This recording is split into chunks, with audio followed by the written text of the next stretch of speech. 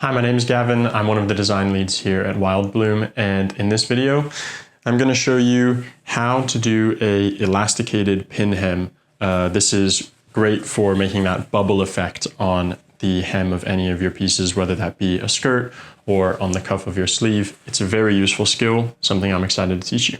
As you can see, I've lost a little bit of daylight as I've been recording, but we push on. In order to sew your elasticated pin hem, we need two ingredients, which is our thin elastic, as well as the edge that we're going to pin hem. As I said with our other pin hem, you can do this on a straight edge or you can do this on a curved edge. For the instructions, I'm going to do it on the curved edge just to show you that it's possible. Now we're ready to go.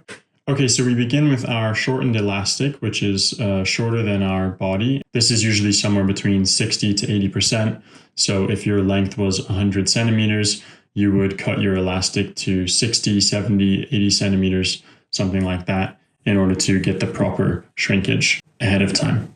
So now that we have our shortened elastic, we're going to go ahead and put it right on the edge of our fabric and make our first stitch. Needle position is in the center. Our stitch length is at 3, maybe on my machine 2.5, just slightly above the normal stitch length. And our stitch setting is standard straight stitch. After we sink our needle to start and do a back tack, then I'm going to go ahead and start pulling my elastic straight away. So I'm just going to feed in the fabric and I'm going to keep the elastic tight the whole time. Making sure my elastic is always lining up with the edge of my fabric, moving it however I need to. This is just a show because curves tend to be a bit trickier, so I want you to know that they're nothing to be afraid of. I'm keeping my eye right here to know that I'm always stitching through the center of it, but I'm also making sure that I'm always got my elastic on the edge of my fabric.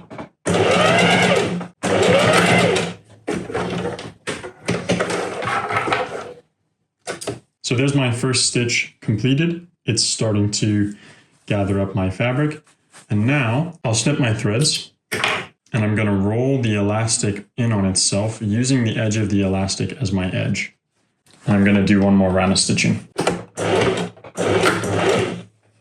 While I do this round of stitching, I'm going to press my elastic into that rolled edge to just make sure it gets nice and sharp.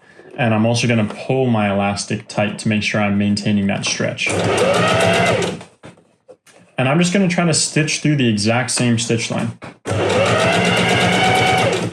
I can see my thread from my previous stitch going right down the center of this foot. That's how I know I'm sewing right through it.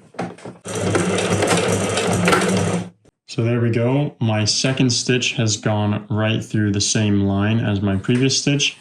And now the outside looks like so. And believe it or not, we're going to turn it one more time. This will be the final turn to complete our stitch. This is just to make sure that we don't have any raw edges in here. If you want, you could have overlocked this edge ahead of time and you can stop right here if that's what you prefer. But doing one more edge, it's going to mean that you don't have to overlock. You're going to get a nice clean pin hem all on its own. Once more, we place it in the machine. We're aiming to have that previous stitch go right down the middle of our foot, just like last time. Always a couple of back tacks. And just the same thing. We're pulling tight and we're pushing tight. Whatever you got to do to make sure that edge is nice and sharp and this is nice and taut.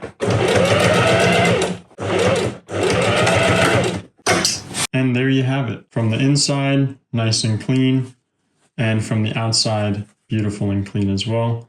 And we've got the stretch from our elastic. This is just going to bring a nice, subtle, indented curvature to any piece that you apply it to. The more times that you stitch it, the less dramatic your elastic is going to be. So do keep that in mind. If you want a really dramatic gathering from the elastic, you can go ahead and extend your stitch length, maybe to 3, maybe even to 4. That's just going to mean that it's grabbing more fabric with each stitch. And so that's going to make your elastication more dramatic. As well as if you do fewer stitches. So if you do, as I suggested, where after your first stitch, you go ahead and run it through a serger, and then you do your final stitch, you're just going to wind up, not putting so much density in between the elastic and the fabric itself. This is really a great way to pin hem with elastic, and it's going to create that balloon effect like it's doing here. Thanks for watching. I hope you learned something new, and happy sewing.